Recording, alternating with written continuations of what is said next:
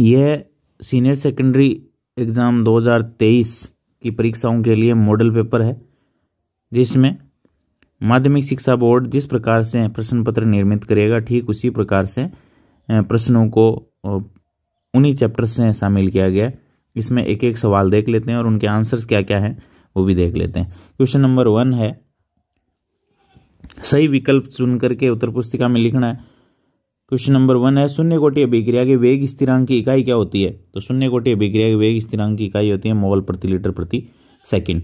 सीमेन मात्रक किसका है? तो सीमेन मात्रक होता है चालकत्व का। नेक्स्ट है, फोस्फेनिक अम्ल का सूत्र है। फोस्फेनिक अम्ल का सूत्र होता है H3PO2 और फोस्फोनिक अम्ल का सूत्र होता है H3PO3। ये एडिशनल नेम है, यानी फोस्फेनिक अम्ल जो है और फोस्फोनिक अम्ल जो है वो अतिरिक्त नाम है। नेक्स्ट है, मेलाकाइट कॉपर का अयस्क है। नेक्स्ट है, सर्वाधिक अम्लीय कौन है? पैरानाइट्रोफिनोल, फिनोल, क्रिसोल और एथेनॉल। इसमें पैरानाइट्रोफिनोल है वो सबसे ज्यादा अम्लीय होगा। क्यों? फिनोल में पैरा पोजीशन पर जब NO2 जुड़ा हुआ होगा, इलेक्ट्रॉन विड्रॉइंग ग्रुप एसिडिटी को बढ़ा देते हैं। ये रूल यहां लागू होगा। नेक्स्ट है, एल्डोल संघनन अभिक्रिया नहीं देता है। एल्डोल संघनन कौन नहीं देगा? तो एल्डोल HCHO नहीं देगा, बाकी सब देंगे, क्योंकि इसमें अल्फा हाइड्रोजन नहीं है और जिनमें अल्फा हाइड्रोजन नहीं होते हैं वो केनिज़ारो रिएक्शन देते हैं, एल्डोल नहीं देते हैं। नेक्स्ट है, जल में विलेय विटामिन कौन है? विटामिन B और विटामिन C जल के अंदर विलेय होते हैं, तो यहाँ C ऑप्शन में नहीं है तो B आ जाएगा। नेक्स्ट है, इन्वर्टेज एंजाइम का स्रोत क्या है? तो इन्वर्टेज एंजाइम अंगूर के ऊपर जो यीस्ट फंजाई पाई जाती है उसमें पाया जाता है, तो यीस्ट हो जाएगा। नेक्स्ट है, X का Y में रूपांतरण द्वितीय कोटि के अनुरूप होता है, तो मैं इसका वेग इज इक्वल टू लिख सकता हूं K इस रिएक्शन के लिए X की पावर कितनी? 2, यानी हो जाएगा KX स्क्वायर। अब वो कह रहा है X की सांद्रता 3 गुना कर दी जाए तो, यानी X अभी X है तो इसको 3X बना देंगे, तो क्या हो जाएगा? K 3X की पावर 2 यानी 9X स्क्वायर, ये हो जाएगा। नेक्स्ट आगे बढ़ते हैं अपन। आइसोप्रोपिल एमीन का IUPAC नाम है, तो आइसोप्रोपिल एमीन का। नेक्स्ट है, आइसोप्रोपिल एमीन का IUPAC नाम है, तो आइसोप्रोपिल एमीन होती है ये, आइसोप्रोपिल समूह ये है। तो ये कार्बन है 3, तो 3 कार्बन के लिए हो जाएगा प्रोपेन, और 1, 2 और 3 2 नंबर पे एमीन है, ये हो जाएगा 2 एमीन, या इसको लिख सकते हैं 2 प्रोपेनेमीन। नेक्स्ट आगे बढ़ते हैं अपन। रेडियो एक्टिव पदार्थों का विघटन कौन से कोटि की अभिक्रिया है? तो ये हो जाएगी फर्स्ट ऑर्डर। कार्बोनिल समूह का कार्बन sp2 संकरित होता है। प्राणी स्टार्च ग्लाइकोजन को कहते हैं।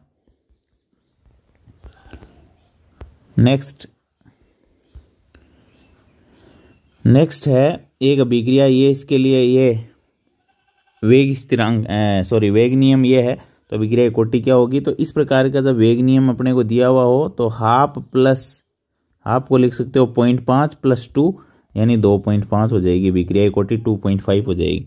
H2O द्रव है, H2S गैस क्यों है? क्योंकि H2O में अंतराण्विक हाइड्रोजन बंध पाए जाते हैं, H2S में अनुपस्थित। PCl5 की संरचना कैसी होती है? तो PCl5 की स्ट्रक्चर कुछ इस तरीके की होती है। इसको कहते हैं त्रिकोणीय द्विपिरामिडी, TBP बोलते हैं इसको।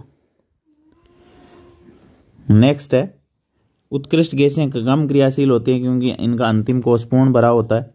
नेक्स्ट है, निम्न को अम्लता के बढ़ते क्रम में लिखिए। तो पिक्रिक एसिड आपको पता है सबसे ज्यादा एसिडिक होगा, क्योंकि इसमें इलेक्ट्रॉन विड्रॉइंग ग्रुप है वो सबसे ज्यादा होंगे। NO2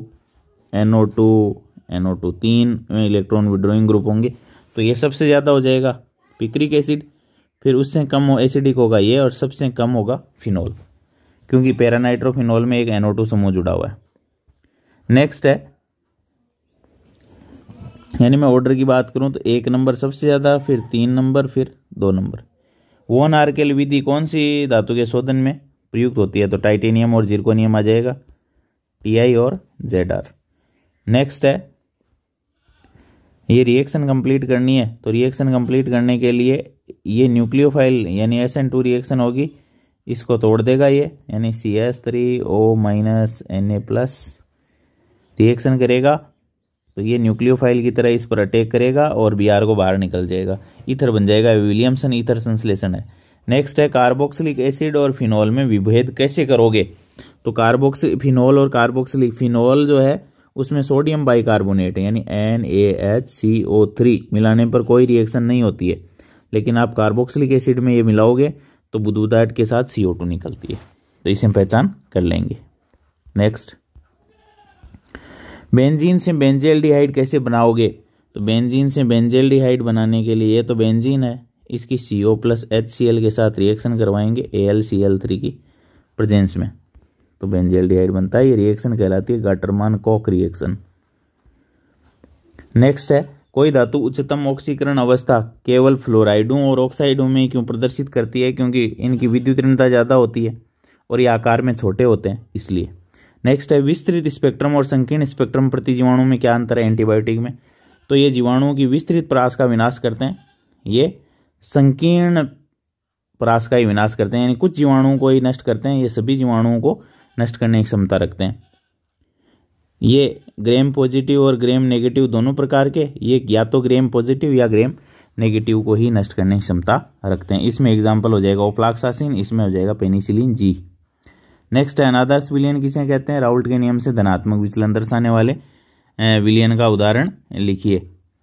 तो अनादर्श विलयन जो है, ऐसे विलयन जो राउल्ट के नियम का पालन सभी सांद्रताओं पर नहीं करते हैं वो कहलाते हैं अनादर्श विलयन। धनात्मक विचलन दर्शाने वाले विलयन यानी वाष्प दाब बढ़ जाए तो एसीटोन के अंदर कार्बन डाइसल्फाइड मिला देते हैं, तो ऐसा हो जाता है। नेक्स्ट है, एक प्रोटीन के 200 सेंटीमीटर क्यूब विलयन में ये इतना प्रोटीन है, 300 केल्विन पर परासरण दाब इतना पाया गया मोलर द्रव्यमान, तो फॉर्मूला लगेगा पाई बराबर CRT, C बराबर होता है N/V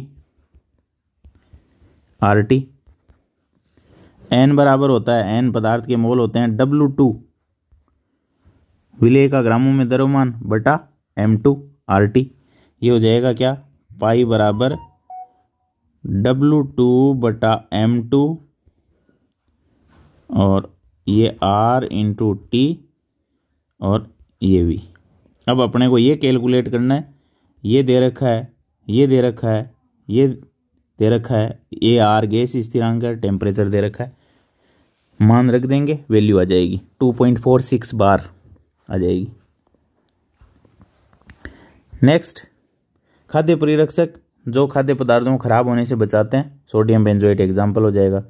रबर का वल्कनीकरण, जो नेचुरल रबर होता है उसकी व्यावहारिक उपयोगिता कम होती है, इसलिए उसको सल्फर के साथ गर्म करते हैं, इस परिघटना को रबर का वल्कनीकरण, जिससे उसके भौतिक गुणों में सुधार हो जाता है। प्राकृतिक रबर की एकलक इकाई आइसोप्रीन होती है। सोटकी और फ्रेंकल दोष में दो अंतर। सोटकी दोष में क्या होता है, धनायन और ऋणायन लगभग समान आकार के होते हैं, फ्रेंकल दोष में ऋणायन आकार में बड़े होते हैं। सोटकी दोष में घनत्व जो है वो घट जाता है और फ्रेंकल दोष में घनत्व अपरिवर्तित रहता है, और AgBr दोनों का एग्जाम्पल। फिर सरल घनीय जालक की संकुलन क्षमता परिकलित करनी है, आपको 52.4 कैलकुलेट करके बतानी है, वो कर लेंगे। PHBV की एकलक इकाई पॉलीहाइड्रोक्सी ब्यूटेरेट वेलेरेट, और ये कोपोलीमर है, सहबहुलक है। इसका उपयोग ये औषधियों के नियंत्रित मोचन में काम में आता है। PHBV, इसमें 3-हाइड्रोक्सी ब्यूटेनोइक एसिड और 3-हाइड्रोक्सी वेलेरिक एसिड काम में आते हैं। मिक्स धातु है, इसमें 95% लेंथेनाइड होते हैं, शेष जो है आयरन, सल्फर, क्लोरीन, कैल्शियम, इस प्रकार की कुछ शेष धातुएं होती है, वो मिलकर के मिश्र धातु का निर्माण करती है। नेक्स्ट है, निम्न को नाभिक रागी योगज के बढ़ते क्रम में व्यवस्थित करना है, तो सबसे आसानी से देगी नाभिक रागी योगज एल्डिहाइड और बाद में आते हैं कीटोन। एल्डिहाइडों में जहाँ कार्बोनिल कार्बन पर जो त्रिविम बाधा कम होगी तो वो सबसे आसानी से देगा ये, फिर देगा एसिटाल्डिहाइड, लास्ट में आ जाएगा ये। नेक्स्ट है चालकता की इकाई, तो चालकता की इकाई हो जाएगी ohm inverse metre inverse. Next है, किसी विलयन की चालकता तन्यता के साथ क्यों घटती है, क्योंकि प्रति इकाई आयतन में विद्युत धारा को ले जाने वाले आयनों की संख्या घट जाती है। नेक्स्ट है, संकुल के ज्यामितीय समावयव बनाने बिल्कुल सिंपल है। पीटी को सेंटर में रखेंगे, NH3 को एक बार पास पास में रख देंगे ऐसे, ये एक समावयव बन गया, इसको कहेंगे सिस। दूसरे में NH3 को यहाँ विपरीत रख देंगे, Cl के फिर क्या हो जाएगा, विपरीत ही हो जाएगा।